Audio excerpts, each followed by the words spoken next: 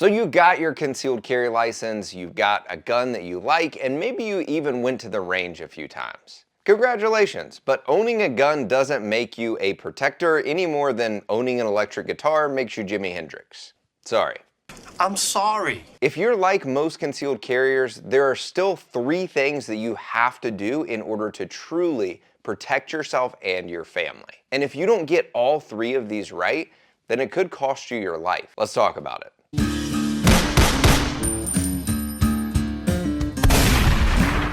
What is up, guys, and welcome back to Modern Protector, where we talk about the skills, the tools, and the mindset that you need to protect yourself and your family. When it comes to concealed carry, everybody starts with the gun. It's the thing that you're most excited about. It's the part that you post on Instagram. When you meet another concealed carrier, it's all you can seem to talk about. All right, we get it. You love your gun. But most concealed carriers spend $400 to $600 on a handgun, and then they buy a $25 holster to stick it in. Best case scenario, it's uncomfortable and doesn't ever conceal well, and worst case scenario, you shoot yourself because your holster is absolute garbage and is doing nothing to keep you safe. I just shot myself.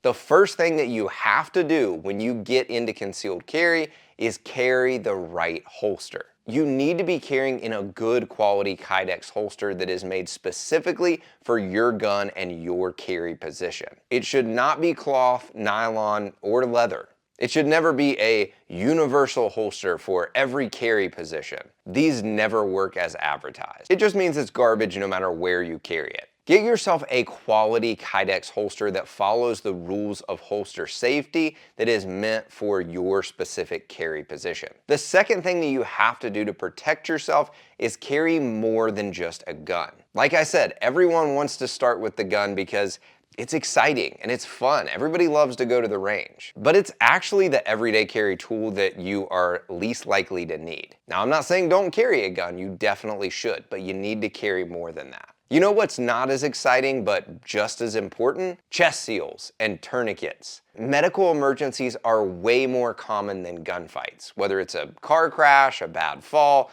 a dog attack, hunting accident, stabbing, or a gunfight, you need to have a trauma kit with you in order to deal with life-threatening bleeding. And guess what? If you find yourself in a gunfight, even if you win, there's no guarantee that you're not going to be hit in the process. You could still have to deal with your own injuries. I've personally used my trauma kit 5 different times just in the course of everyday life. If you need a great EDC trauma kit, then check out the Yellowstone trauma kit from Mountain Man Medical in my affiliate link down below. Another tool that you need to have on you every day is pepper spray.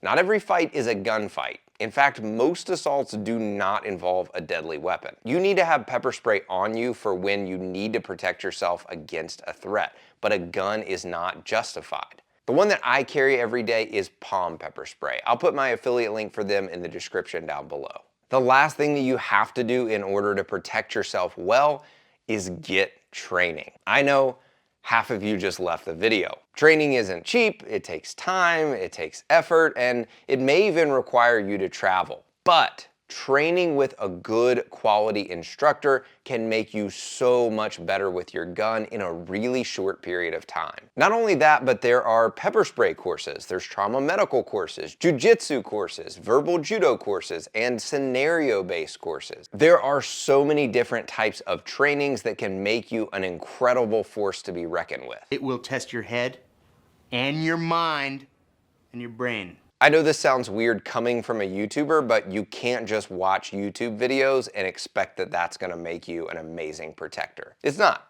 I'm not that good. Honestly, choosing the right training to take can be more important than carrying the right gun. Let me put it this way. If you were not able to carry a gun to protect yourself and you had to rely on a friend or a bodyguard to protect you in a gunfight, and you had to choose between someone carrying the best quality, a $10,000 2011 that's custom, but he's only taken a concealed carry permit class and he's been to the range like 5 times, or someone who has 30 hours of qualified training with his handgun and he's very fast and accurate and confident with that gun, but he's carrying a $200 high point. Which would you choose? I would choose the one that has the most training and experience because he is more likely to actually win the gunfight. The gun is only a small part of it. You are the biggest weapon. Carrying the right tools is important, and if you have the money to get a great gun, then buy a great gun. But before you spend more money on a second great gun, spend it on a good training class instead. If you gained value from this video, then don't forget to like and subscribe down below. Until next time, be alert, stand firm in your faith, be strong, be courageous, and let all that you do be done in love. Thanks for watching, and I'll see you next time.